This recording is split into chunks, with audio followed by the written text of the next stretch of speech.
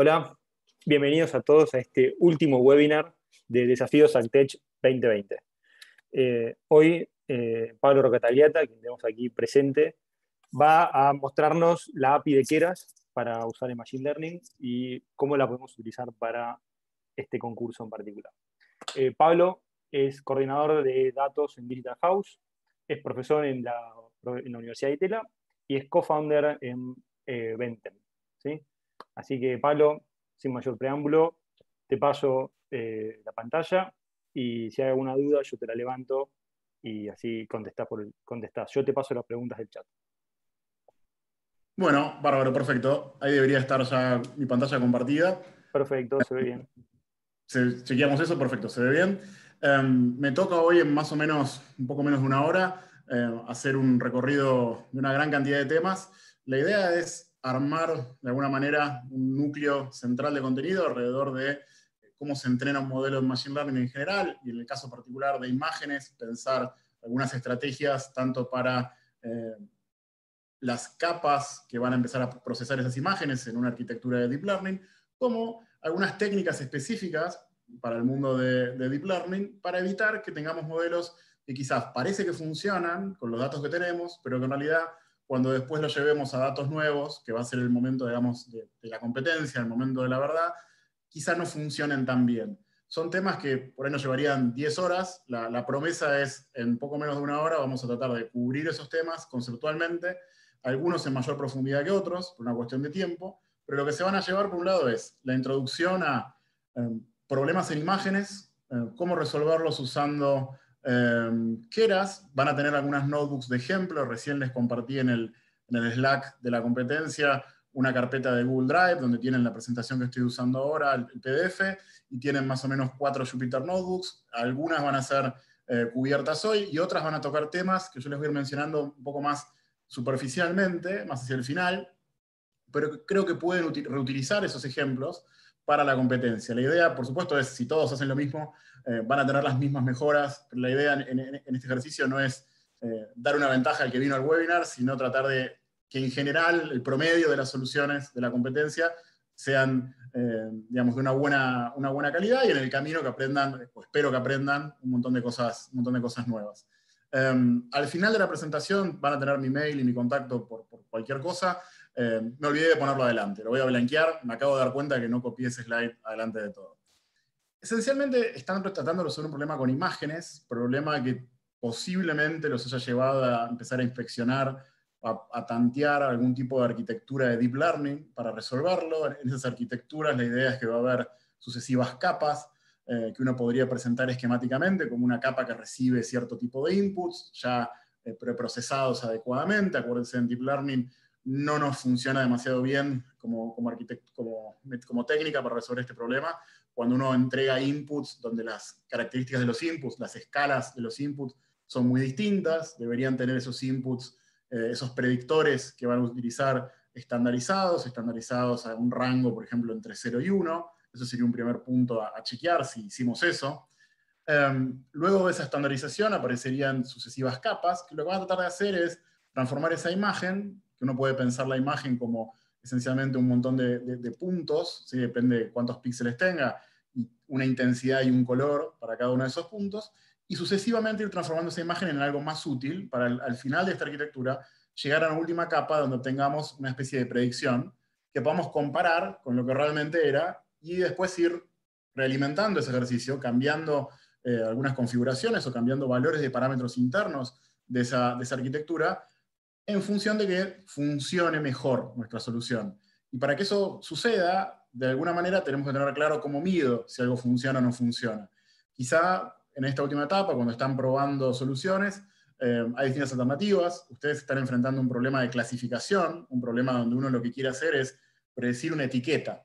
Ustedes tienen un montón de imágenes y tienen que predecir una etiqueta para asignar cada una de esas imágenes. Con lo cual deberían estar pensando en usar alguna función, ¿no? Que vamos a pensar que me compara las predicciones con lo que realmente es, que tenga sentido para comparar si las categorías están macheando o no. En principio es un problema donde equivocarme en términos de decir que una imagen pertenece a cierta categoría y que en realidad pertenezca a otra, no parece ser diferencialmente costoso. ¿Qué quiero decir con eso? Si uno piensa en problemas de clasificación en general, equivocarte en cierta dirección suele tener un costo que es distinto. Por ejemplo, si yo pensara en algún contexto, en predecir, por ejemplo, si una transacción de una tarjeta de crédito es default o no, yo voy a poder tener algo que me dice mi modelo, voy a poder tener lo que me dice la realidad. Es default, perdón, es fraude. Ya sabía que era otra letra que tenía que escribir. Fraude o no fraude. ¿Sí? Esto va a ser fraude o no fraude. Ese tipo de problemas también quiero hacer una predicción de una categoría, pero los costos de equivocarme parece que son distintos, porque por ejemplo, si yo me equivoco en esta parte de acá, diciendo, cuando mi modelo dice que algo es fraude y realmente no lo era, voy a frenar una transacción que alguien que quizá quería hacer, y entonces voy a suspender una tarjeta de crédito, llamar al cliente, el cliente se va a enojar, etc.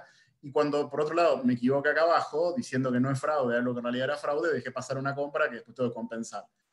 En este problema en particular de imágenes, no parecería haber un argumento de este estilo, sino que directamente podrían pensar en una métrica como la entropía, por ejemplo, que mida qué también machea la distribución, en este caso la predicción que genera tu modelo, esa métrica de cross entropy, con las etiquetas verdaderas. Algo así como si vos tenés una etiqueta verdadera que pertenece a cierto grupo, que hace pertenecer a cierto grupo una observación, es como que tenés un listado donde vos tenés para cada posición, si eso no es de cierto grupo, que tomaría valor 001. En algún lugar hay un 1 porque pertenece a ese grupo. Y la predicción de tu modelo no va a ser eso. La predicción en términos de probabilidades de tu modelo va a ser, mirá, hay chance 0,8 de que sea de esta, pero 0,2 de que sea de esta, 0 de que sea de esta, etc. Entonces, comparar para cada observación, a lo largo de las diferentes observaciones, esas diferencias entre el vector de probabilidades que arroje tu modelo y el de verdad. El de verdad, por supuesto, que tiene todos ceros y un 1 en algún lugar porque vos sos de un grupo. Entonces, tengamos en claro qué tipo de problema, clasificación. Es un problema de clasificación. Yo quiero predecir algo que es una categoría, esencialmente. Puedo tener codificada la etiqueta como quiera, pero es una categoría, esencialmente. Y es un problema donde, en principio, equivocarme de una categoría o de otra parece que da lo mismo, a diferencia de estos problemas como el de fraude, por ejemplo. Bien. ¿Qué más? Ustedes, para empezar a trabajar con redes, tienen la dificultad inicialmente, todos tenemos la dificultad inicialmente de empezar a pensar estas arquitecturas. Digo, uno tiene múltiples capas posibles, no es obvio cómo conectarlas, ni qué debería tener cada una de esas capas. Para ver un poco la intuición, hay una página que es muy linda, que se las dejé como referencia en la presentación, este playground de TensorFlow, donde ustedes van a poder jugar con un montón de datasets, ir viendo qué pasa cuando agrego o pongo una capa, no pensando en entrenar el modelo con ese dataset de la competencia, sino para fortalecer algunas intuiciones al respecto de qué es lo que sucede. De hecho, si no me olvidé de hacer eso, esa página sí la tenía abierta, así la mostraba rápido. Van a poder jugar con diferentes arquitecturas, ir viendo los cambios en la performance, ir moviendo algunas perillas que van a tener que ver quizá no con la elección de arquitectura. Cuando digo arquitectura es cuántas capas va a tener mi modelo y qué va a haber adentro de esas capas, sino mover algunas características que tienen que ver mismo con el proceso de optimización que te lleva a encontrarle algunos valores a esas perillas, esos pesos internos que tiene cada una de las capas. Van a poder jugar con todo esto, es un sitio muy interactivo como para consolidar las intuiciones antes de quizá avanzar con lo que es la competencia.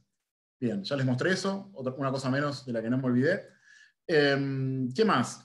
Esencialmente, lo que ustedes van a tratar de hacer, o en general lo que se trata de hacer en cualquier problema en Machine Learning, es tratar de aprender unas reglas que resuelven un problema. El problema es separar las imágenes, y la dificultad que tengo inicialmente es que yo no sé las reglas para hacer eso. Si supiera las reglas, las escribiría en algún lenguaje de programación y ya está. El problema es que no las sabemos las reglas y queremos aprenderlas en base a ejemplos. Los ejemplos son las fotos que subió el equipo de la bolsa, donde está todo etiquetado y dice qué es lo que hay en cada una de esas imágenes. Cuando hagan eso, inicialmente uno podría pensar en empezar a probar reglas. Cuando digo reglas piensen en alguna arquitectura de Deep Learning con ciertas configuraciones, empezando por las más fáciles. ¿Cuál es la lógica de hacer eso? Que uno inicialmente no sabe bien cuál es la regla que resuelve el problema. Y si llega a encontrar una regla relativamente sencilla, y cuando digo sencilla, piénsenlo como una regla, en este caso implementada como alguna arquitectura de Deep Learning, que no sea demasiado complicada, en el sentido de que no tenga demasiadas de estas perillas internas que uno puede empezar a mover para tratar de afectar la performance, y que por lo tanto sea más fácilmente interpretable también para entender qué es lo que está haciendo.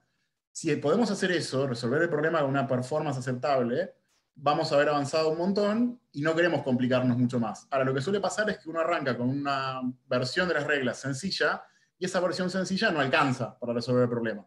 Entonces, eventualmente lo que van a tratar de hacer es obtener un modelo inicial, empezar a hacerlo más difícil, y eso puede ser agregar capas internas, poner más unidades, más neuronas dentro de cada una de esas capas intermedias, etc. Y va a llegar un momento donde van a empezar a notar que la performance de ese modelo sobre los datos que ya vio, de alguna manera, sobre las observaciones que ya vio al momento de entrenar, empieza a ser muy buena, pero que esa misma performance, cuando le haces preguntas nuevas, preguntas que no vio ese modelo hasta ese momento, empieza a ser bastante peor. Y eso es como cuando uno estudia para un examen y se hace un montón de preguntas en la casa, de multiple choice, por ejemplo, y antes de salir a dar el examen, a ir a la universidad o a entrar al Zoom en esta época, vos te querés testear. Entonces vos querés saber cómo esperás que te vaya en el examen verdadero, con preguntas que no viste, que se supone que son del mismo tema. Fíjense la analogía, las preguntas serían como la imagen, la respuesta es la etiqueta. Si yo evalúo el modelo sobre datos que ya se vieron, la performance puede llegar a parecer que es buenísima, por el mismo motivo que es buenísima la performance, si ustedes están en su casa y antes de ir a dar un examen, se testean con las mismas preguntas con las que estudiaron. ¿Te acordás las respuestas? Eso es lo que termina pasando. Entonces lo que queremos hacer es empezar a ajustar nuestros modelos con una complejidad creciente y llegar a un momento donde hayamos sobreajustado. Eso va a querer decir que la performance sobre los datos que ya vi es buenísima y sobre los datos que no vi es horrible. Desde ese momento, ahí nos dimos cuenta que ya el modelo es demasiado complicado, tenemos que empezar a simplificarlo. Ahí van a aparecer un montón de estrategias, algunas de ellas están mencionadas en esta listita que aparece acá. Algunas son más específicas del mundo de Deep Learning, como puede ser la idea del dropout. Dropout va a ser, ok, vos entrenaste toda una arquitectura complicada que tiene un montón de perillas, de pesos dentro de cada una de las capas de la red, y lo que vas a hacer con dropout es aleatoriamente apagar algunas de esas perillas, ponerlas en cero. ¿Para qué? Es una forma de eliminar parámetros. Es aleatoria. Vos no estás eliminando esos parámetros con una lógica que esté tratando de optimizar un cierto objetivo. Lo haces con la intuición de que si vos ya tenés una red que sobreajustó, si vos aleatoriamente vas apagando algunas de las unidades internas de esas redes, vas a tener menos riesgo de sobreajustar. Lo que estamos tratando de resolver acá es un riesgo de sobreajuste. Ya sabemos que van a poder resolver con una arquitectura de Deep Learning de forma perfecta sobre las imágenes que ya tienen. El problema es cómo hacemos para que esa arquitectura funcione bien con lo que no vino todavía. Y por eso es que ustedes arman estas estrategias de tratar de simular de alguna manera cómo le va a ir con algunas imágenes que tienen ahora, que no son las que van a ser usadas para calcular el puntaje, y que tratan de alguna manera de utilizarlas para hacer una predicción sin haber usado esa observación a la hora de entrenar el modelo. Es la lógica del choice sin haber visto la respuesta. Entonces, Dropout va a ser una de esas estrategias para apagar aleatoriamente algunas neuronas. Les recomiendo que la usen. Otra, por ejemplo, quizá la recuerdan de cursos de Machine Learning donde no aparecía Deep Learning todavía, que es la idea de la regularización con cierta norma de estas unidades, estos coeficientes, de estos parámetros de cada una de las capas. Ahí la idea va a ser que si yo tengo una capa donde hay muchos coeficientes con valores relativamente grandes en valor absoluto, eso implica que hay más chance de sobreajuste porque vos tenés predicciones que son más flexibles, en el sentido de que si yo trato de meter un dato por una capa donde todos los pesos internos son cero, no voy a poder memorizar demasiado porque todo va a ir al cero. Yo tengo una capa con un montón de unidades con valores de esas perillas en números relativamente grandes, se pueden sobreajustar más. Entonces es una idea muy tradicional. Cuando pensemos en regularización en general, es tratar de hacer que nuestro modelo funcione bien con datos que no vio todavía, que generalice. Todo lo que se diga de regularización tiene que ver con ese objetivo, hacer que funcione bien con datos que todavía no vi. Y dentro de eso, esta regularización a la LP, por ejemplo, tomaría la forma de medir, usando distintas formas de medir esos vectorcitos que tienen adentro de cada capa de la red, y tratar de achicarlos, de ponerle un costo. Es como decir, mira, antes de poner un peso en un coeficiente, quiero que ese coeficiente pague de alguna manera ese precio. Quiero favorecer, meter una especie de preferencia por modelos más sencillos. Eso es lo que uno trata de hacer con esa regularización LP. Y esas hay montones de técnicas posibles. Vamos a charlar algunas hoy hacia el final que son específicas para imágenes. Por ejemplo, la idea de tratar de generar imágenes nuevas que no son las que me dieron, pero que son parecidas, de forma que mi red tenga delante mayor variabilidad en las situaciones en las que trato de entrenarla, como para que ese caso que me faltó, que no estaba en los datos, aparezca de alguna manera. Va a haber un montón y la idea siempre es, sabemos que esto sobreajusta, sobreajustémoslo, porque ya sabemos que ahí nos pasamos de rosca con la complejidad, y después con regularización, con un montón de técnicas distintas, empecemos a bajar esa complejidad. Y como les decía, hay muchas técnicas para hacerlo. Algunas son del mundo específico de imágenes, otras no tantas. En ciertos problemas, digamos, relativamente conocidos, a ver, hay un dataset que es como el primero que uno ataca en imágenes, que es el de los dígitos manuscritos, con un par de capas intermedias, parece que ya está bastante resuelto el problema. El que ustedes tienen enfrente es mucho más difícil, van a tener una arquitectura más compleja y por lo tanto mayor riesgo de sobreajuste, con lo cual es crítico que lleguen a un momento donde digan, este modelo sobreajustó, y empiecen a bajarle la complejidad con alguna de las 4 o 5 ideas distintas de la regularización que les voy a comentar hoy. Y espero llegar también con el tiempo para comentarles algunas cuestiones que podrían mirar y tratar de mover, ya no solamente del lado de la arquitectura que uno utiliza para resolver el problema, sino del lado del algoritmo de optimización que usa a la hora de entrenar el modelo. Fíjense que hay algunos aspectos de lo que estamos haciendo que tiene que ver con tratar de encontrar una arquitectura razonable y otros que tienen que ver con tratar de ajustar perillas del algoritmo que vamos a usar, no para hacer las predicciones una vez que esté entrenada esa arquitectura, sino para encontrar nuestros parámetros de alguna manera de esa arquitectura, algoritmos de optimización que van a permitir ir haciendo ese ajuste de esa arquitectura en función de la performance que se observa.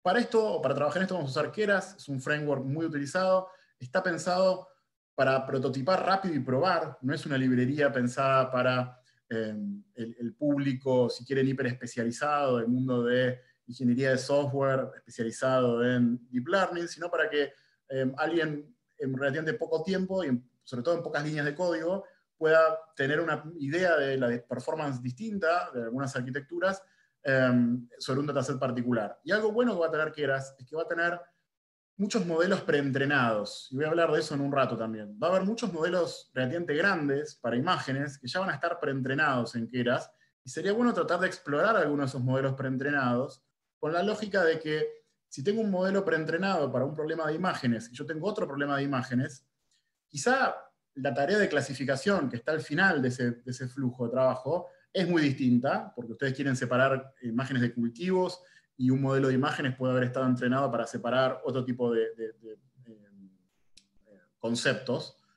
Pero sin embargo, si uno piensa en lo que es una imagen, probablemente un modelo preentrenado tenga sentido en cuanto a que hay cierta parte que voy a poder reutilizar. Digo, ¿cómo transformar puntitos que son los píxeles en algún tipo de concepto o de patrón un poco más abstracto, un poco más jerárquicamente rankeado, como son los conceptos visuales, puede ser útil? Entonces podemos usar, y vamos a charlar al final, la intuición de que uno podría usar una parte de un modelo ya preentrenado para no tener que reentrenarlo y pagar todos esos costos en términos de tiempo y demás, y arriba ponerle un clasificador adaptado a tu problema particular. Eso va a ser algo que vamos a poder hacer, y en particular vamos a poder hacer desde Keras, al tener ya estos modelos preentrenados implementados. Vamos a tener mucha flexibilidad en Keras sobre las arquitecturas con las que podamos trabajar. Esencialmente Keras va a funcionar o nos va a permitir abstraernos a nivel de modelo, nos vamos a abstraer de todo lo que pasa por detrás, de cuál es el backend donde se están haciendo todas las operaciones sobre tensores, cosas que en este momento no nos preocupan en absoluto. ¿Sí? La idea es que uno en Keras va a armar un flujo que es bastante típico. Primero tiene que definir un grupo de datos de entrenamiento y esencialmente empezar a escribir esa arquitectura. Esa arquitectura va a implicar cuáles son los pasos, las capas de esa red, que van a ir macheando, digamos, un input inicial, a algún tipo de transformación inicial, a otra transformación posterior, y eso hasta que llegue a una clasificación final. Y vamos a tener que de alguna manera configurar, además de esa arquitectura del modelo, el proceso de aprendizaje. ¿Cuál va a ser la métrica de error? ¿Cuál va a ser el optimizador? Perillas como qué tan rápido quiero que aprenda ese optimizador, o que vaya modificando los pesos ese optimizador. Hay un montón de esas cosas que uno tiene que declarar de alguna manera. ¿Sí? Y van a ver que hay como dos grandes formas de hacer esto. Una es secuencialmente, donde uno va escribiendo literalmente el capa a capa, y otra es con lo que se llama la API funcional, que es un poquito más abstracta. Hoy por un tema de tiempo vamos a quedarnos con la primera, con la clase sequential. Van a ver que es muy intuitiva, y justamente para presentar la intuición me gusta más. Después si quieren les puedo pasar notebooks y demás que usan la alternativa, la API funcional. Uno, por ejemplo, si trabajara en una Jupyter Notebook, haría algo como esto, importaría un módulo de Keras, de ese módulo de Keras importaría ciertas clases, la clase Layers, por ejemplo, la clase Models, Y lo que vamos a empezar a hacer es instanciar, de alguna manera, empezar a escribir una especie de hoja de ruta de lo que va a ser esa arquitectura. Todavía no va a estar entrenada, es como que uno va a estar instanciando, como siempre, una instancia de una clase, una especie de mapa de lo que va a terminar sucediendo, pero todavía no entrenamos nada. Fíjense que lo que voy a hacer es instanciar un objeto que es de cierta clase, y lo que voy a hacer es empezar a construir sobre ese objeto, ir agregando literalmente estas capas. ¿Sí? Estas capas donde voy a tener que tener cuidado, por ejemplo, con las formas de los inputs. Esas van a ser cosas que van a generar probablemente algunos errores si uno se distrae con esos aspectos. Voy a tener que tener cuidado, por ejemplo, con que la forma del input shape, la forma que se espera en el parámetro input shape, sea consistente con lo que voy a estar pasando yo como ejemplo.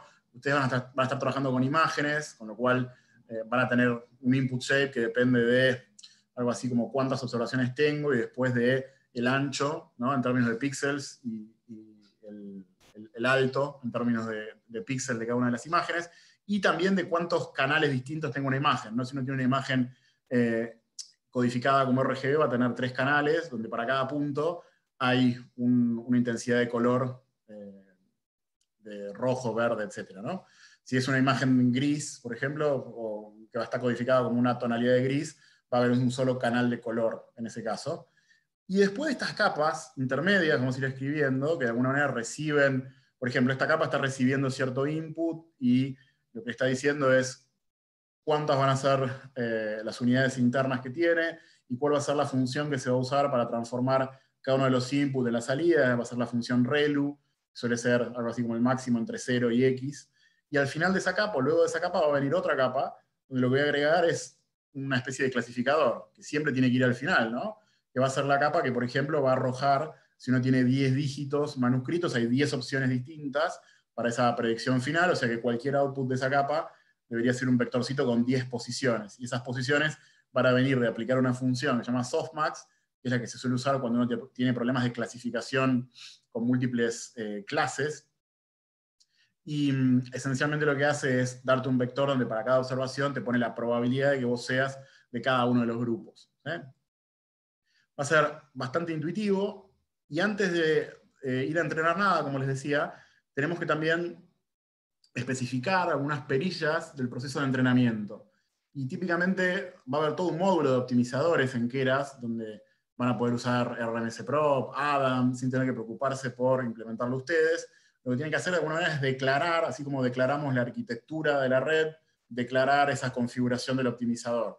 ¿Cuál es el optimizador que vas a usar? ¿Sí? Este es un primer paso.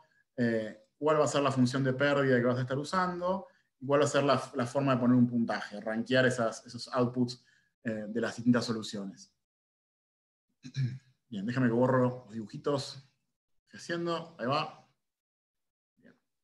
Una vez que tenés todo esto, fíjense el nivel de abstracción al que estamos trabajando.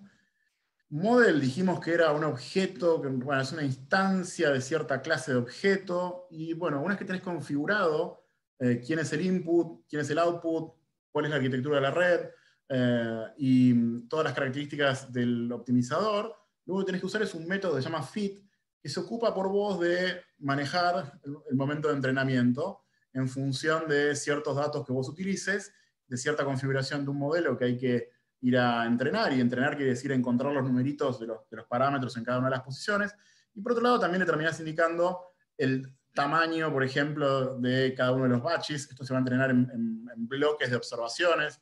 La idea es que se van haciendo muestras aleatorias del dataset y se entrena con esos batches elegidos aleatoriamente. La idea de hacer eso aleatorio es que vos vas a estar solamente cuando termines de entrenar o cuando termines de calcular la diferencia entre el verdadero y el pronosticado para ese batch, vas a ir a calcular la métrica de error y vas a actualizar los pesos internos de esa red en ese momento. Entonces, el tamaño del batch no va a ser igual al tamaño del dataset de entrenamiento, va a ser mucho más chico. La idea es que aleatoriamente se van seleccionando estos baldecitos de datos con los que vos entrenás. Y entrenás quiere decir, comparo predicción con error y hago el número, hago la cuenta de cuánto me dio ese error. Y trato de mover los pesos internos de la red en ese paso, en esa iteración, para bajar el error calculado con ese subgrupo de observaciones. Es una optimización donde hay un componente aleatorio, porque lo que a vos te ocurra en determinada etapa, en determinada iteración, depende de, entre otras cosas, qué observaciones salieron hasta ese momento. Y el batch size, de hecho, es algo que uno puede pensar como una perilla más a optimizar. Lo mismo que este otro parámetro que se llama epochs, que es cuántas veces vas a dejar que todo el dataset de train completo, piensen que el dataset de train empieza a pasar en distintos baldes, ¿no? Por este proceso, ¿cuántas veces vas a dejar que se recorra entero ese dataset de train? ¿Sí? Eso es lo que hace el parámetro epochs acá. Ese también es otra perilla que uno podría mover. Y fíjense que son perillas, el tamaño del batch, la cantidad de epochs, el optimizador a usar, la tasa de aprendizaje inclusive, que no tienen que ver con una arquitectura particular, sino con el optimizador para ir a entrenar esas arquitecturas. Una vez que uno tiene entrenado, finalizado este proceso, desde esa misma instancia de un objeto de cierta clase, que es model, puedo usar el método predict, por ejemplo, pasándole datos nuevos. Y ahí obtener predicciones de datos nuevos utilizando esa arquitectura que ya se entrenó de alguna manera. Para todo esto, les dejé una notebook relativamente breve. La tienen en esta carpeta, le puse material a compartir. La verdad que no me maté con el título, ¿no? para el nombre de la carpeta. La primera de las notebooks es esta que dice práctica guiada, introqueras. Es una notebook totalmente autocontenida, que no asume absolutamente nada, ganas de jugar un poco con la notebook, les diría nada más que eso. Y esencialmente tienen la reproducción de todo el código que les fui mostrando de forma parcial. Lo tienen en una notebook de corrido sobre este dataset de dígitos que estamos trayendo desde el repositorio de Keras. Lo visualizamos un poquito y empezamos a construir la red. ¿Sí? Empezamos a agregar distintas capas a esta red.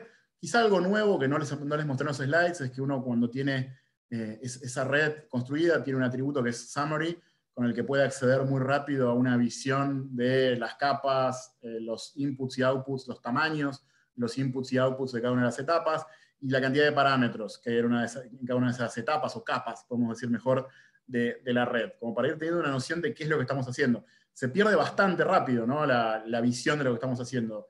De repente tenemos ya, antes de empezar a hacer ninguna arquitectura demasiado compleja, ya tenemos como 24.000 parámetros que están dando vueltas. Es una escala compleja y eso es una red chica, además.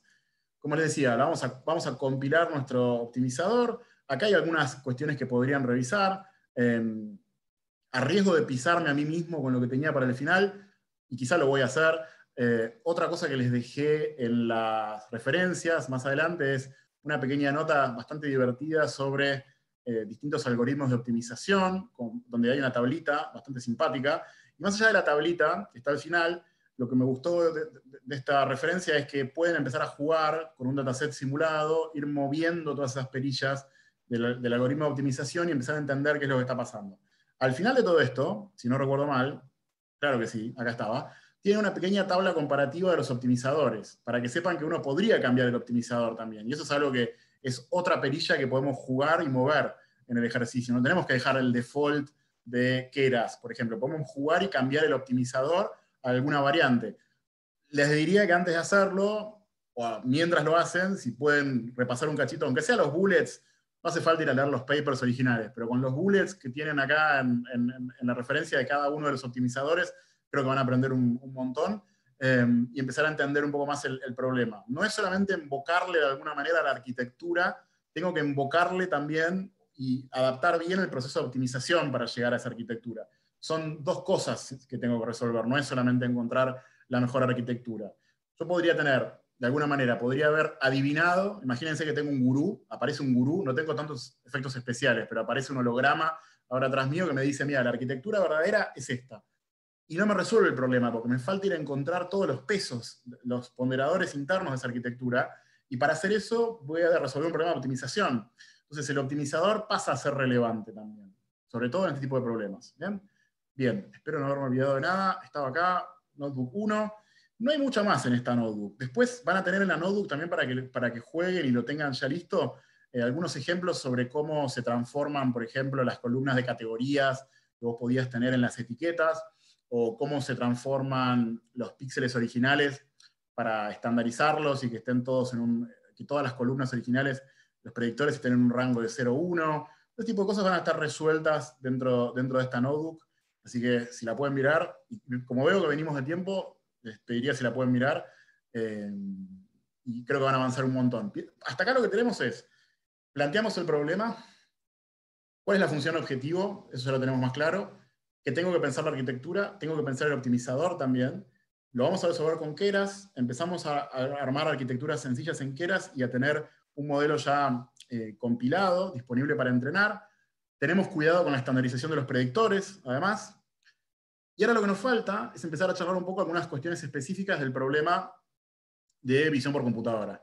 No podía faltar algún chiste relativo a este tema de ¿es un pancho o no es un pancho? ¿No? Perdón si fue obvio el chiste, pero me divirtió mucho esa escena de Silicon Valley. La idea es que ahora vamos a tener que armar un clasificador donde el input va a ser una imagen. Todo lo que dije de Deep Learning aplicaría incluso si no fuera una imagen. El tema de pensar la arquitectura, de pensar el optimizador, de hacerlo con Keras, eso funcionaría igual. Ahora agregamos el problema específico, lo que vamos a especializar un poco a trabajar con imágenes. ¿Qué empieza a pasar cuando uno tiene imágenes? Bueno, hay muchas tareas que uno podría querer resolver. En este caso particular, ustedes quieren resolver un problema de clasificación de imágenes, separar imágenes según cuál es el contenido de esas imágenes. Esencialmente es un problema que se avanzó muchísimo entre los años 2012 y 2017, al punto de considerárselo prácticamente resuelto, y se lo resolvió usando algunas arquitecturas que hoy por hoy ya tienen implementadas en Keras, inclusive. Y para entender un poco más el problema, cuando uno piensa en una imagen digital, en realidad lo que está observando, como les decía hoy, es cierto alto y cierto ancho, en términos de cuántos píxeles, ¿no? De alto y de ancho. Y después para cada píxel necesitas pensarlo como que tenés, por ejemplo, un número que te dice el color, otro número que te dice la intensidad. Y eso aplica tanto a una imagen esquemática de un dígito manuscrito como a una foto cualquiera. Uno puede pensar estas fotos como una grilla de píxeles, esencialmente. Y cuando lo pensás como una grilla de píxeles, se ordena un poco el problema. Voy a empezar a pensar que entonces para cada posición puedo tener más de un input en realidad, porque para cada píxel de una foto, yo tengo lo que se llama más de un canal para cada una de esas posiciones, como sería en el caso de una codificación RGB de una foto, voy a tener más de un numerito para cada una de esas posiciones, o si fuera una imagen en una escala de grises, uno solo, como el del dígito manuscrito. Esquemáticamente, me encanta este árbol dibujado, expresado en píxeles. Lo que tenemos es que transformar esa imagen, que tiene esa estructura de una grilla de píxeles, en un input que sea un vectorcito de números, nada más. ¿Y cuál es el problema? Bueno, van a empezar a pasar un montón de cosas divertidas.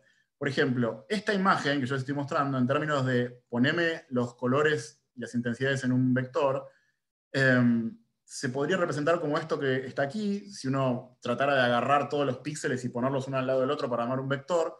El problema es que si yo muevo un poco la imagen, por ejemplo, la doy vuelta, me quedaría un vectorcito de píxeles como este, donde el objeto que está representado esencialmente es el mismo. Si uno espeja la imagen de alguna manera, el vector posición a posición de los píxeles cambia, pero en realidad lo que uno esperaría como output de ese ejercicio de predicción no cambió, sigue siendo un árbol. Entonces tenemos que empezar a pensar que cuando trabajamos con imágenes, hay algunas características de la imagen que tenemos que explotar al momento de empezar a pensar cómo vamos a procesar esos píxeles. ¿Cuáles son esas características? Bueno, uno esperaría en una imagen que píxeles que están más cercanos pertenezcan en algunos casos a un concepto o patrón similar. La imagen del ave volando, si yo agarro un conjunto de píxeles que están muy cerquita entre ellos, tienen unos colores que están más correlacionados entre píxeles que están cerca que con píxeles que están lejos. Si yo agarro esta imagen, por ejemplo, y tomo píxeles por acá, los píxeles que están cerca de ese punto están con un color mucho más parecido, del cielo, que píxeles que están más lejos que tienen el color del pájaro. Lo mismo con un montón de ejemplos.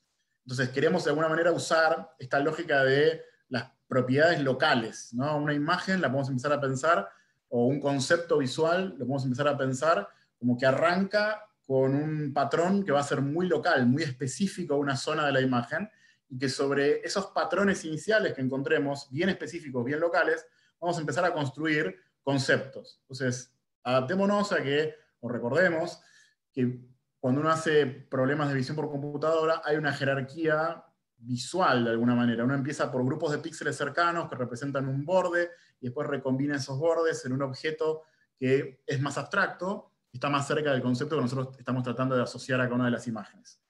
Y otra cosa que es importante con imágenes es que cuando uno entrena un modelo, debería tener en cuenta que si encuentra un patrón de píxeles que representa determinado concepto o patrón, ese patrón puede ocurrir en múltiples lugares de la imagen, y vos no querés tener que reaprender ese patrón cada vez que aparece en algún lugar de la imagen, sino que querés tener lo que se llama invariancia a la traslación, que es, si yo encontré una forma de detectar ese patrón en algún lugar, quiero poder detectar ese patrón en cualquier lugar de esa imagen, sin reaprender el patrón, de alguna manera. Entonces, ambas ideas nos llevan a que cuando pensamos una imagen, tendríamos que empezar a, de alguna manera, a la hora de empezar a procesarla para llegar eventualmente a algún tipo de predicción, recorrer la imagen y empezar a analizar grupos cercanos de píxeles que eventualmente nos lleven a un concepto, si quieren, de mayor jerarquía visual, que es la presencia o no de cierto objeto. Ahora, ese objeto se va a ir componiendo de estos grupos de píxeles que representan algunos conceptos o patrones de un nivel jerárquicamente inferior. ¿En qué va a terminar todo esto? Yo voy a empezar a recorrer la imagen con algún tipo de filtro y empezar a ver en cada zona de la imagen chiquitita, imagínense que armo grillas de 3x3, por ejemplo, píxeles, y empiezo a barrer la imagen, a pasarle cierta lupa a la imagen por todos lados, por todos los píxeles, empezar a ver en qué zonas esos distintos filtros, que van a estar pensados para detectar cosas distintas, se prenden relativamente más. Y una vez que se prendan en determinada posición, voy a empezar a pensar que en esas posiciones, que ya no van a ser un punto, sino que van a ser grillas de píxeles, está pasando algo que voy a asociar a determinado concepto o patrón. Y entonces van a ver que cuando trabajan con imágenes, la primera capa de la arquitectura va a tender a ser algún tipo de transformación que recorra estas grillas de píxeles y a todas las grillas de píxeles les aplique la misma transformación. Y de alguna manera la lógica es que el resultado de esa transformación me informa si está o no presente cierto patrón en esa zona. Y yo ese patrón lo busco en todos lados. Por eso es que recorro toda mi imagen, todos los grupos de píxeles que encuentro con una misma transformación. La idea es, ¿qué es el concepto de gato? Bueno, cuando uno busca automatizar la detección en imágenes, no tiene el concepto de gato, tiene propiedades bien locales de los píxeles que después se van agregando y forman propiedades de nivel más complejo, pero no busca un gato, empieza por patrones locales, aplica ciertos filtros para ver dónde se prenden más esos filtros. Entonces la idea es que uno tiene una grilla con el árbol y va a tratar de empezar a aplicarle transformaciones a esos píxeles. Esas transformaciones van a ser un poco peculiares en el caso de las imágenes, no vamos a tratar de aplicarlas individualmente a cada píxel, sino a los grupos de píxeles. Entonces aparece esta idea de estas transformaciones locally connected, se suelen decir, donde vos aplicás una transformación a un grupo de píxeles, no a un píxel, y te llevas de output de eso una especie de tablita, que después tenemos que ver qué dimensiones va tomando según cómo hagamos este recorrido, ¿no?, de las grillas, donde cada posición de esa tablita se asocia al output que tuvo cierto conjunto de píxeles sobre ese filtro. Y acá es donde uno empieza, por ejemplo, a detectar bordes. Entonces, una primera transformación de la imagen, una primera capa en tu arquitectura, lo que haría es detectar bordes, por ejemplo. Y después, sobre esa versión representada, fíjense que representada quiere decir, en vez de tener el color para cada canal de la imagen original, a lo largo de toda una grilla que tiene que ver con el tamaño de la imagen original, sucesivamente lo que voy teniendo van a ser puntajes, de alguna manera, de diferentes filtros en diferentes zonas, que ya no son píxeles, sino grupos de píxeles de la imagen. Y las capas sucesivas de la red van a ir trabajando sobre esos outputs parciales, hasta que llega un momento donde lo que quiero hacer es transformar esos vectores de estas sucesivas transformaciones en un puntaje o en una lista de 10 números que me diga, mira, probabilidad de ser el número 1, el número 2, el número 0, etc. O en el caso de los cultivos, probabilidad de ser el cultivo 1, cultivo 2, cultivo 3, etc. Bien. Como les decía, acá es clave empezar a aprender patrones locales. No me interesa un concepto global, y el problema que tienen las capas de las redes que están densamente conectadas es que como machean todos los inputs a todos los outputs de alguna manera, y lo hacen píxel a píxel en este caso, no estaríamos permitiendo que se aprendan estos patrones locales, sino que estaríamos yendo a buscar patrones globales que en problemas de imágenes no son tan interesantes, o que aparecen después, al menos. Entonces la idea es que vamos a tener estas transformaciones, a veces se le dice kernel, por ejemplo, estas transformaciones. Piensen, como yo dije filtro, o dije lupa, esta idea de ir con una lupa por cierta zona de los píxeles, eso es un kernel. Y la idea de lo que se llama operación de convolución es, vamos a usar ese kernel, esa lupa, que está configurada de cierta manera para recorrer toda la imagen directamente, ir viendo dónde se prende o no, ¿sí? Cuál es el output. Bien, muchas palabras. Ok, entonces, me voy a ir armando una especie de mapa de features, donde voy a tener el puntaje para cada uno de estos filtros distintos que yo voy a ir aplicando, des ciertas combinaciones de píxeles. Fíjense que ya el píxel individual no importa, importa la combinación de píxeles. Y estas van a ser ventanas de 3x3, 5x5, ventanas móviles que uno va a ir moviendo, ¿sí? Y la idea es que me voy a completar, de alguna manera, con estas operaciones, voy a ir moviendo la ventana, ¿sí? Y ir obteniendo un mapa de la imagen, donde lo que obtengo ya no es la imagen original, sino que es una especie de mapa de respuesta, de cómo se prendió cada zona, cada grilla de píxeles diferente ante un mismo filtro. Eso es lo que me va dando. Y esos filtros van a ir alejándonos de lo que nosotros vemos y acercándonos hacia lo que es más útil para resolver el problema. En el camino hay que tener cuidado con algunas cosas con las dimensiones, ¿no? Porque uno tiene, por ejemplo, agarra una foto original, fíjense el dibujito esquemático, con cierta cantidad de píxeles y, por ejemplo, le aplica 3 filtros distintos. Entonces, esos 3 filtros distintos ahora me van a dar ciertos puntajes a lo largo de grilla de 3x3, por ejemplo. Ok, pero todo eso tengo que empezar a recombinarlo de alguna manera. Y el problema que puedo tener es que quizá, si uno recombina los outputs de todos esos filtros aplicados, o de cada uno de esos filtros por vez, aplicados a esas grillas de 3x3, el tamaño, ¿no? Las dimensiones, en términos de alto y ancho, se pueden ir moviendo. Hay algunas discusiones sobre eso, algunas referencias se las dejé en el anexo. Un poco la intuición es, tengamos cuidado porque puede haber situaciones donde vos tenés efectos que se llaman de borde, donde empezás a tratar de rellenar la imagen original a los costados, ¿no? O arriba o abajo, para que cuando se le aplique cierto filtro no se modifique tanto el tamaño original de esos vectores que van saliendo en términos de cuántas posiciones de alto y ancho tiene esa grilla, pero hay que tener algunos cuidados a la hora de hacer eso. Ahora, si no copié mal en la última revisión de la presentación, va a aparecer un ejemplo donde van a ver cómo se hace eso para tratar de evitar que se vaya moviendo, a medida que me muevo de capa en capa, el tamaño de estas representaciones. Yo no quisiera que se vaya compactando el tamaño al aplicar estas convoluciones, ni que vaya creciendo demasiado tampoco, sino que un enfoque bastante popular es tratar de hacer algo para que a medida que yo aplique los filtros, el tamaño, en términos de alto y ancho, siga siendo parecido de estos feature maps, y esencialmente tratar de evitar saltar, ¿no? Cuando uno recorre con ese filtro, van a ver que hay algunas configuraciones en Keras que permiten el uso de lo que se llama strides, que es dar un salto, no hacer grilla de 3x3, por ejemplo, una al lado de la otra, contiguas, sino pegar un salto. Y no es la mejor forma, los strides, de tratar de reducir eventualmente el tamaño del feature map. Va a haber una operación que es un poquito más interesante para hacer eso.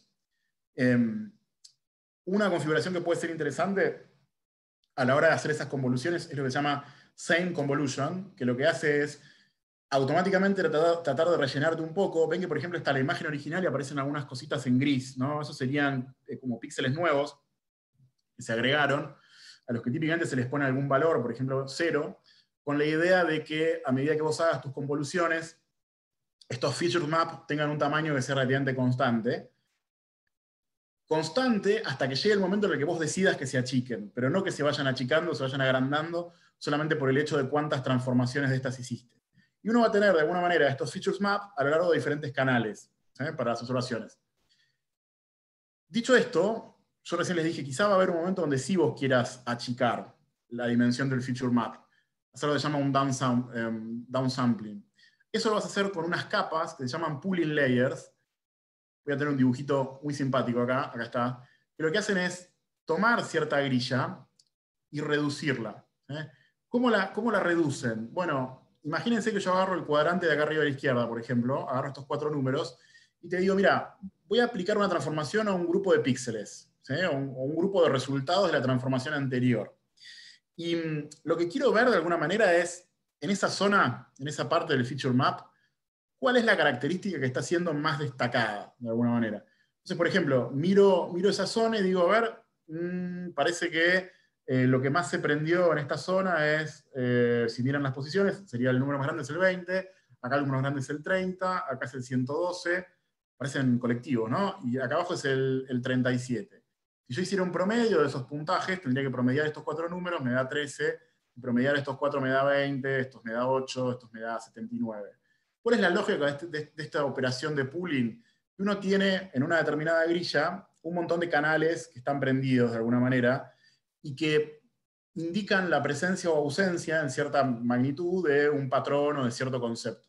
Entonces la idea con estas capas de pooling es que uno lo que quiere hacer después de haber transformado lo suficiente el input original es hacer una especie de reducción basada en que en cierta zona, que se asocia a ciertas posiciones de los píxeles originales, esencialmente vas a tener una especie de concepto que es más dominante que otro, que está más presente que otro.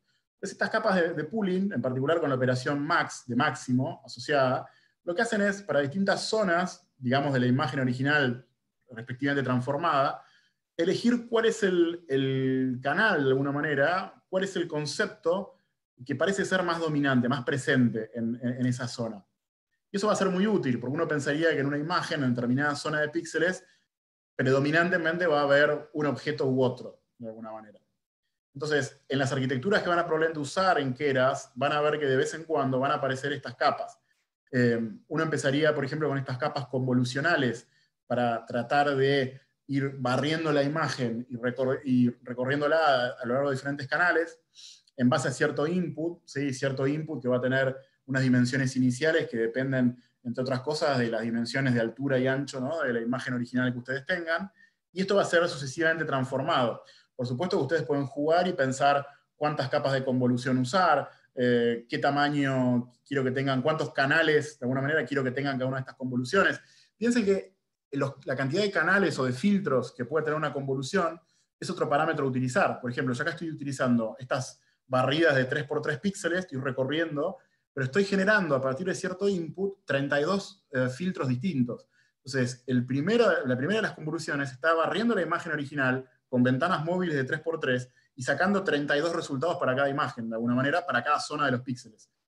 Y esos 32 resultados para cada grilla de 3x3 después se pasan a otra convolución más, que vuelve a transformar. Fíjense que estamos llevando esto a una representación cada vez de más dimensión, ¿sí?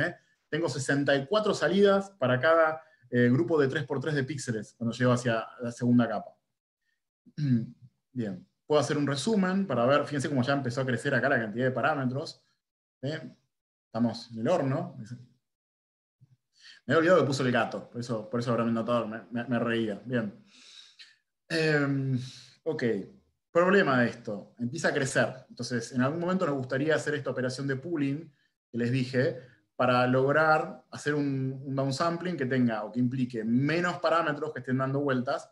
Entonces, por ejemplo, podríamos agarrar las imágenes de los gatos, las vamos transformando, después frenamos y decimos, a ver, en cada grilla, en cada ventana móvil, ¿cuál es el canal que más se prendió? Ese es el que tomamos como el dominante en esa zona. La idea es que vamos a ir haciendo una reducción. Fíjense que en pooling sí hay una reducción del tamaño, ¿no? de estos features map. Lo que tratábamos de evitar en las capas de convolución, haciendo convoluciones con un poquito de padding, de esos rellenos en los costados para que el tamaño sea siempre el mismo, lo tratamos de resolver con la capa de pooling. La capa de pooling es la que va a hacer estas reducciones, este downsampling de los features map. ¿Sí? Y con estos bloques es que ustedes van a armar una arquitectura que resuelve el problema. Esa arquitectura va a ser típicamente de una red convolucional. La capa de input inicial va a ser una convolución, donde van a tomar las fotos originales. Hay que tener cuidado con normalizar los features. Pueden normalizar en distintos batches si quieren y no normalizar de una, para evitar normalizar una sola vez. Podrían o tendrían que fijarse que esa capa inicial convolucional tenga un input de un tamaño apropiado para el input de la imagen que van a entregar. Va a haber más de una capa de esa convolución y en algún momento va a aparecer una capa de max pooling. Al final de todo, por supuesto, va a haber un clasificador que lo que va a hacer es sacar las probabilidades. ¿Sí? Esta es la lógica de lo que va a empezar a ocurrir. Fíjense que en la lógica de lo que ocurre hay una primera capa, o varias capas en realidad, que cumplen un rol de extracción de features, ¿no? Los predictores que vas a terminar usando para esta capa final no son exactamente la imagen cruda, son transformaciones sucesivas, cada vez más interesantes, de lo que está pasando en determinados puntos de una imagen. Y esencialmente, les enfatizo este punto ahora, porque en 2 minutos vamos a hacer el argumento de pensar que quizá para problemas de imágenes, esta capa de extracción de features la puedo reutilizar, y entonces lo que puedo hacer es tomar alguna arquitectura de una red relativamente grande, que sería costoso reentrenar, y reentrenarle o agregarle encima un clasificador nuevo, donde la parte de extracción de features, si está basada para imágenes, la puedo reutilizar, y clasificador nuevo no. Clasificador nuevo es algo más específico, y para que se acuerden fácil, piensen que no es lo mismo si uno tiene que separar pancho de no pancho de tipo de cultivo. Ya las etiquetas posibles son distintas. Esquemáticamente, esto va a empezar transformando este input, va a haber sucesivas capas convolucionales y de pooling, y eventualmente llegás a una predicción, ¿sí? Donde una forma de verlo es pensarlo como un montón de capas de computación internas que te hacen llegar al resultado. Algunas arquitecturas para imágenes, que van a estar, de hecho, varias de ellas implementadas en Keras, son, por ejemplo, LeNet 998, hay otras más modernas, más complejas. Fíjense que van a tener una lógica de input, convolución, algún tipo de transformación más, pooling. Esto es una capa bastante sucesiva, ¿no? Haciendo la extracción de los features, y al final de todo viene tu modelo de clasificación. Quizá lo que pueden hacer es tomar alguna de estas, que ya están entrenadas en Keras, o sea, hay un listadito, si no me olvidé, está más adelante, hay un listadito de las capas de los modelos ya entrenados. Podrían tomar un modelo entrenado para la parte de feature extraction, y después atrás de eso ponerle un clasificador nuevo. Eso es relativamente sencillo de hacer. De hecho, estas arquitecturas que estamos trabajando, que fuimos discutiendo, en Keras se armarían con algo como esto. Voy a empezar a agregar mis capas. Yo acá les dejé algunas notas sutiles, ¿no? Con las flechas y todo eso, para que sepan dónde hay que estar atentos. Por ejemplo, la primera capa de convolución, tengo que tener cuidado con el tamaño del input. Cuando empiezo a meterme en las convoluciones, puedo jugar con este tamaño de las ventanas móviles que voy tomando de píxeles. Una elección estándar puede ser 3x3, 5x5. Este numerito de 32 es cuántos canales van a salir de esa convolución, o sea, cuántos filtros distintos van a salir para una misma porción de píxeles, que van a ser como 32 resultados distintos, que marcan presencia o ausencia de cierto concepto en cada una de estas ventanas móviles. Es un parámetro con el que podemos jugar, un hiperparámetro. Y como les decía, idealmente tratemos de no hacer saltos, sino dejar que esto recorra toda la imagen sin hacer lo que se llama stride en general.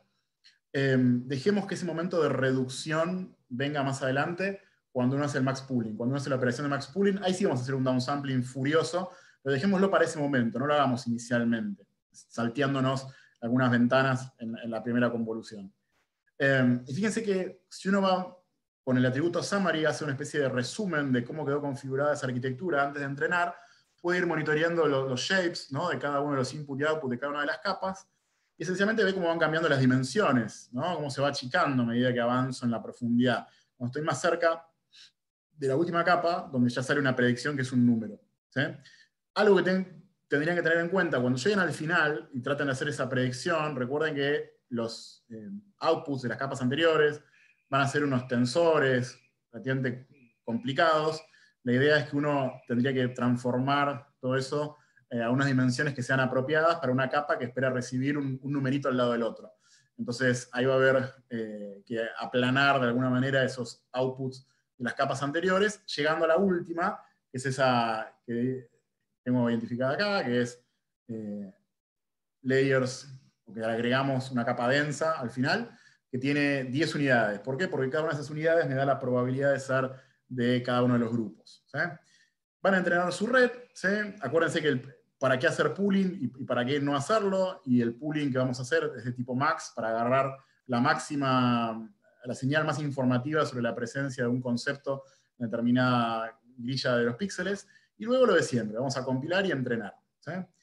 Esencialmente lo que van a estar haciendo ahora es, en vez de generar features para problemas de visión por computadora que requieren conocimiento de dominio en términos de generar columnas interesantes, lo que van a estar haciendo es escribir una arquitectura que de alguna manera refleja el conocimiento del dominio. Fíjense que acá dijimos vamos a hacer una convolución. ¿Por qué? Porque es un problema con imágenes. Entonces pasamos a un nivel mayor de abstracción. Ya no me preocupo por armar columnas, me preocupo por armar capas en una arquitectura. Bien. Puntos a tener en cuenta. Acá viene, si quieren, una de las cosas jugosas que les quería comentar. Si hacen todo esto con la versión estándar, van a llegar a cierto nivel de performance. La idea dijimos que es tratar de tener buena performance sobre datos que todavía no vi. Entonces, ¿qué puedo agregarle a esto? Y son opciones que tienen implementadas en Keras, y no solo tienen implementadas en Keras, sino que en esta carpeta de material a compartir yo les dejé algunos ejemplos. Por ejemplo, de cómo hacer transfer learning, data augmentation y demás. Entonces tienen ejemplos, no son con el dataset justo de la competencia, ¿no? Está el ejemplo para hacerlo. Bien.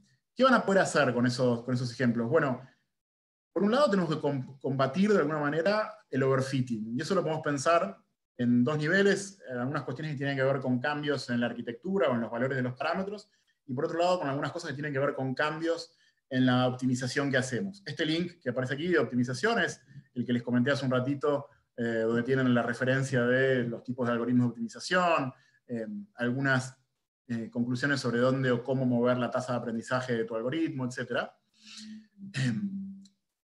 Van a ser, si quieren, algunas perillas que vamos a poder mover, pensando en optimizar el momento de entrenamiento y no tanto la elección de la arquitectura. Pero antes de ir a eso, me gustaría comentarles esta parte. Algunas ya me fui adelantando. WeighTK va a tener que ver con algo que comentamos al inicio, que tiene que ver, o que está asociado con tratar de achicar un poco los pesos. Tratar de achicarlos, porque si vos tenés pesos más chicos en las capas intermedias, es menor el riesgo de que te estés memorizando las observaciones. Si yo tengo pesos más grandes, es más fácil memorizar. Dropout, también habíamos charlado un poco, me voy a ir anotando en un costado cosas que ya charlamos. Este lo habíamos charlado al inicio, algo de este también. La idea en Dropout era aleatoriamente poner en cero algunos pesos de esa red en las capas internas para evitar el riesgo de sobreajuste, para minimizarlo. Eso funciona, si quieren, esta lógica de weight decay con cierto tipo de regularización funciona en general, Dropout funciona en Deep Learning. Ahora, hay un par de técnicas, estas últimas dos, que por ahí podemos pensar en el caso específico de imágenes. Y parte de lo que va a venir en unos minutos tiene que ver con eso, con cómo generar imágenes nuevas con una técnica que se llama Data Augmentation, generar imágenes nuevas para entrenar con un dataset que tenga más variantes, y después cómo hacer transfer learning, cómo hacer para conectar una arquitectura quizás ya entrenada con un clasificador que yo ponga encima que esté especializado en un problema particular. Y después, si nos queda tiempo, algunos ya las fuimos charlando, tienen algunos aspectos que tienen que ver con el mismo momento de la optimización. Por ejemplo, el tipo de optimizador a usar, el tamaño de los batches, cuántos epochs, la learning rate a utilizar, el tipo de búsqueda que uno va a hacer. No es lo mismo si uno prueba todas las combinaciones posibles de esos hiperparámetros a hacer algún tipo de búsqueda un poco más focalizada. Ahí, si llegan a tiempo, van a ver que hay unos enfoques bayesianos para hacer eso, donde uno no arma una grilla de todos los posibles hiperparámetros y prueba todos, porque eso termina sobreajustando también, sino que hace una búsqueda. Esa búsqueda, la heurística más sencilla es aleatoria inicialmente, donde uno prueba algunas combinaciones de hiperparámetros elegidas al azar, y después se puede hacer un poco más orientada con alguna técnica bayesiana, donde vos vas a probar algunas configuraciones de hiperparámetros, pero no todas, para no sobreajustar. Piensen que incluso cuando hacemos validación cruzada hay riesgo de sobreajuste, porque si yo pruebo 200.000 cosas distintas sobre el mismo dataset, por más que esté calculando puntajes de validación, en algún momento ya recorrí tanto el dataset que estoy contando las respuestas de validación. Así que eso es algo con lo que pueden jugar. Voy a concentrarme en lo que me queda de tiempo, que me queda nada, en estas últimas dos opciones dentro de técnicas de regularización, y que son específicas, si quieren, para el caso de imágenes. Van a tener una implementación muy sencilla en las notebooks que les pasé, pero me gustaría charlarnos un poco antes de que se vayan con las notebooks, qué es lo que queremos hacer. Esencialmente en Data Augmentation lo que queremos hacer es permitir que la forma que aprendimos de resolver el problema funcione, siga funcionando ante modificaciones en el dataset que en imágenes son muy probables. Por ejemplo, todo tipo de rotaciones de los objetos. Imagínense sacar la foto vista desde más arriba o de un poquito de más abajo. Todo ese tipo de cambios en la imagen, que son esencialmente variantes sobre una imagen bastante similar, queremos que nuestros modelos puedan evitar errores en ese tipo de situaciones. Entonces la idea es que uno, por ejemplo, en Data Augmentation lo que va a hacer es generar datos nuevos. Por ejemplo, me faltaba la imagen del perro, lo puedo despejar, lo puedo girar, lo puedo rotar, que hagan que nuestros clasificadores no se equivoquen, ¿sí? a recibir esas imágenes.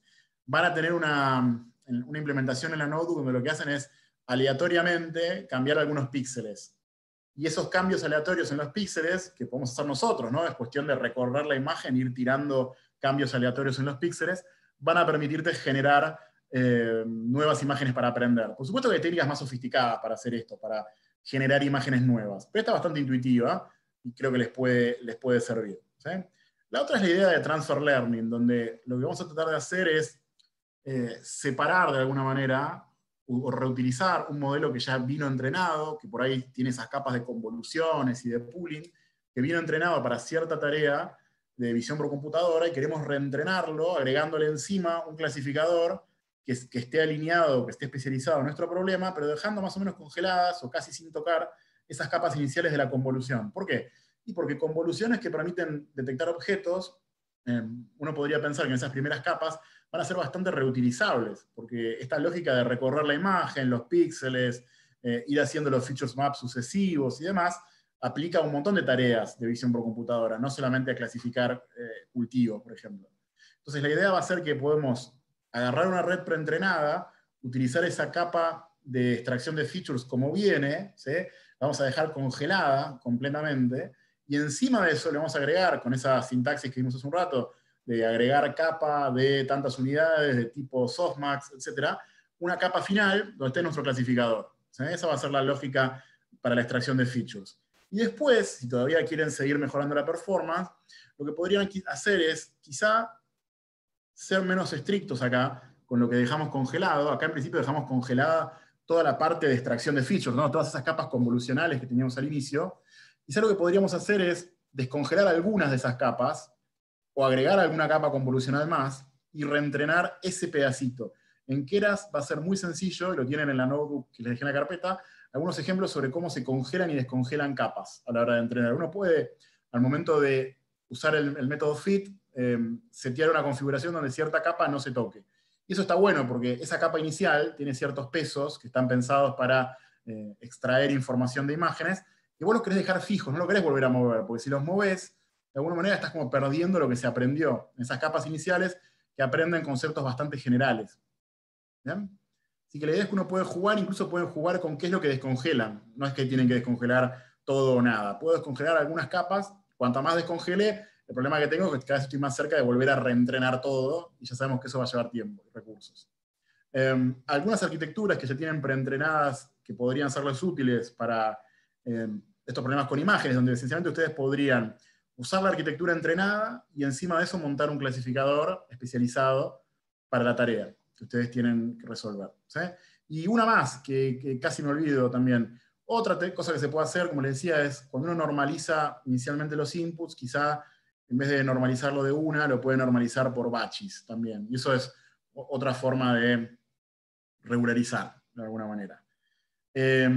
Pese a todo esto, y ya como siempre pasadísimo de tiempo, no nos olvidemos de lo fundamental, ¿no? Porque uno está pensando en, bueno, voy a hacer transfer learning, está todo muy bien, pero tengan cuidado con que no estar filtrando información, ¿no? Tener clara la lógica de, voy a agarrar un dataset, voy a querer que funcione bien el modelo que entreno con ese dataset sobre observaciones que no tengo ahora, que van a venir después.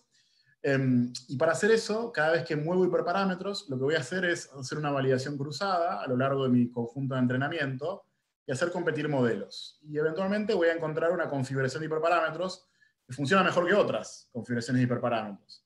Y cuando tengo eso, esencialmente lo que voy a querer hacer es volver a entrenar esa versión ganadora usando todo train junto, para que use toda la información disponible. Y ese es el modelo que yo me voy a terminar llevando. Pero en ese proceso tengo que tener cuidado. Tengo que tener cuidado de hacer una validación cuando hago competir configuraciones de hiperparámetros. Tengo cuidado de reentrenar con train completo al final, la versión ganadora. Y haber dejado algún dataset de test, como siempre, ¿no? El test es ese que no tocamos nunca, y que si no nos funciona sobre test, mejor tiremos todo y no empecemos a ir y volver. Y en este circuito, en este momento de la validación cruzada, aplica ese punto que les decía de cómo hacer la búsqueda. Si uno busca toda la grilla completa de hiperparámetros, y esa grilla de búsqueda es relativamente complicada, tiene muchas opciones, por más que hagamos esta partición, eventualmente es como que se va a filtrar información, porque vos vas a haber visto en algún momento la respuesta a cierta pregunta, por más que ahora no la estés viendo. Entonces, por eso se usa algún tipo de heurística más de búsqueda aleatoria o un poco más sofisticada, pero con la lógica de no probar absolutamente todas las configuraciones de hiperparámetros. ¿Sí? Así que, como decía Miyagi, lijar, pulir, lo primero es empezar con una arquitectura sencilla, vas a llevar a sobreajustar ese modelo, y cuando está sobreajustado, empezás a tratar de bajarle la complejidad con alguna de las técnicas de regularización que vimos, que funcionan algunas en general, distintos problemas de Machine Learning, y otras que son específicas para imágenes. ¿Qué otra cosa creo que les puede servir? Me sigo pasado de tiempo. El libro de Jolette de Deep Learning con Python me parece muy intuitivo. Creo que si les sirve como referencia, o creo que les va a servir como referencia para en muy poquitas horas alinearse con un montón de cuestiones conceptuales. Y si alguien estaba pensando más allá de Deep Learning o tenía una pregunta de algo que quizá tiene que ver con otros temas, dependientes de Deep Learning. Este libro de Burkop también es muy concreto, literalmente el libro de las 100 páginas de Machine Learning. No tiene demostraciones ni teoría innecesaria, sino que va bien al punto a punto. Y bueno, cualquier cosa, tienen mi contacto. Creo que estamos medio pasados. No sé, Juan, si estás por ahí. Sí, bárbaro, Pablo, bárbaro. La verdad, espectacular tu presentación. La verdad que yo soy moderador, pero soy medio, estoy aprendiendo todavía esto y la verdad que me quedó claro de que el desafío es enorme, Pablo. El desafío es enorme para los concursantes que no tienen que clasificar un pancho, sino que tienen que clasificar a veces colores que se parecen mucho entre sí, digamos, ¿no? Así que espectacular, Pablo. Igual en la serie en Silicon Valley le iba bien al que inventaba el clasificador de pancho, porque después eh, le daban otro uso a la tecnología. No quiero spoilear la serie, Está pero bien, sí. en poco tiempo. Está muy bien, está muy bien. Bueno, bien, Pablo, eso creo que estamos todos. No sé si hay gente ahí todavía conectada. Si hay alguna pregunta, y si no, están las credenciales de Pablo para seguir por ahí. Está el canal de Slack para, para evacuar cualquier duda también por aquel medio. Y bueno, les agradecemos la presencia y, y bueno, y será hasta la próxima. Ya con este webinar concluimos la serie de eventos que teníamos organizados y ya ahora nos queda vernos en el evento de cierre. Bueno, Pablo, gracias. Ustedes. Muy bueno y nos vemos. Muchas gracias a todos.